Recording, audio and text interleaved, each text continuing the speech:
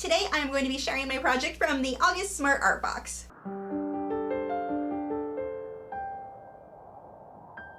Hi, I'm Lisa, the artist behind Lachri Fine Art. If you are unfamiliar with what the Smart Art Box is, there's a lot of stuff in there. It is a monthly subscription box where every month you get a box full of full-size art supplies, along with a brochure that goes over project pointers, the history of whatever project or medium you're working in, and on the back it gives you step-by-step instructions on how to complete your own project. So if it is a medium you are not familiar with, like me this month, you're not going to feel totally lost. So let's go ahead and take a look at what came in this month's box.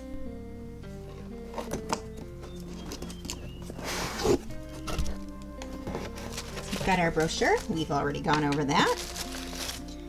We have a set of 24 oil pastels by Art Alternatives, a Pro Stroke Premium White Bristle Creative Mark paintbrush, a set of engraving art tools, a container of Higgins Black Magic ink, one small clay board, and two 8x8 clay boards. So let's go ahead and take a look at my project.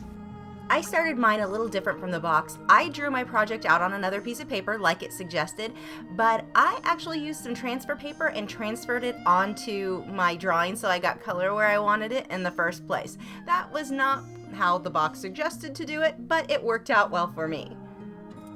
So next I took my oil pastels, which there were a lot of colors to choose from, and just started blocking this in. I've never done this before. Besides when I was a kid, I think we used to do this with crayons and just put a black crayon over everything to be able to scratch through.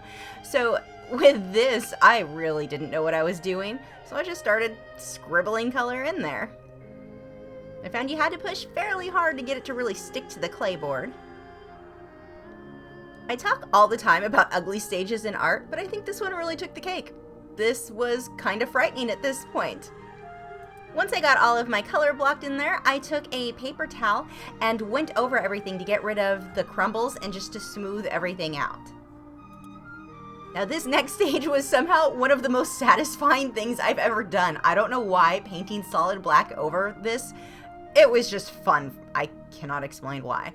I put it on really, really thick, and I did not push hard with that paintbrush because I didn't really want the ink to start blending or mixing in with the oil pastels. So I just globbed it on there and just let the ink sort of set on top of the clay board. Once this dried completely, I put a second coat on so that it was really, really dark before I started. And I did let this dry for quite a while to make sure it was completely dry before I started the actual scratch art portion.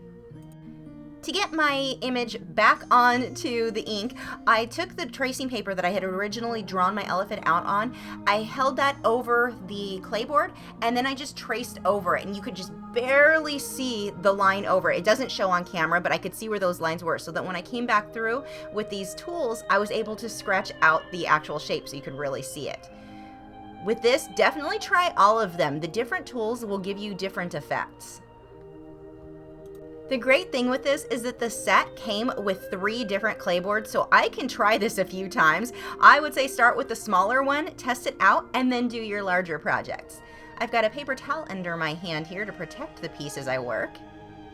I found that if I pushed very hard, I would scrape right through the oil pastels as well, and I really didn't have much color showing through.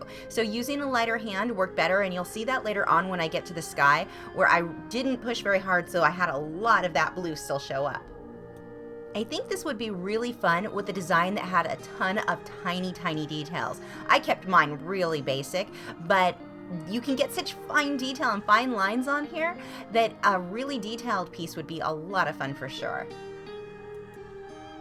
I'm really glad that I had not done all of the grass solid green with my coloring because I thought it looked a lot more interesting here where it fades from the yellows into the greens and then into the purple. Then when I moved up into my sky, I did a Van Gogh style swirly pattern there. The funny thing was, I had no idea what I was going to do with that sky. When I colored it in blue, I thought maybe clouds or something. I didn't know. And as I sat there looking at that, just the black, I knew it needed some kind of shape to work with this. So I just drew swirls, which it was just fun. This whole piece was just a really fun thing to experiment and play with.